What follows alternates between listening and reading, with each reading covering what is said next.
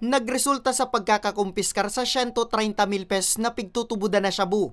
Ang isiserbiko tang mandamento diri kisa sa sarong bagong identifikar na tulak ning droga sa Masbate, alas 7:10 kasubong aga. Target sa operasyon ang 32 anyos na si Roy Caparino E. Ligaspi, kan Barangay Arado, Uson, Masbate, na dainan na abutan pa kang otoridad sa residensya kani. Alagad sa kusog kang mandamento diri kisa, maigot na in-inspeksyon kang pinagsarong pwersa kang Uson Municipal Police Station, Police Intervention Unit, 2nd Provincial Mobile Force Battalion, Police Drug Enforcement Unit Bicol, asin sa koordinasyon kan PDEA Regional Office 5 ang residensya ni Caparino na nagresulta sa pagkakakumpiskar sa 20 gramo ning shabu.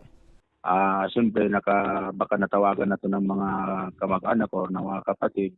So hindi na hanggang ngayon hindi pa bumabalik sa bahay nila. Operation ng mga nakaraang drug operation dito, sila yung sources din to ng nahuli sa Dimasalang and Kawayan. So during casing and surveillance natin, nagkaroon din tayo ng tisbay at yun nga nakabili tayo. So yun nga inaplayan natin ng search warrant para makuha natin yung iba pang mga shabu na nasa bahay nila. Apwera sa nasabing gramo ning shabu, na-recover man sa residensya ni Caparino ang iba pang drug paraphernalias. So ngayon, continuous yung monitoring natin kasi considering na baka pasok siya sa Purusot. But tuloy-tuloy pa rin po yung operation natin against illegal drugs, lalo na dito sa Uson.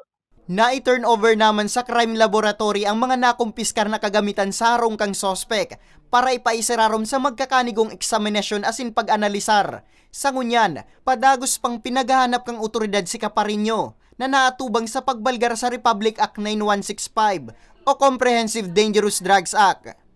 Para sa mga baretang tatak Bicol, Nomer Corporal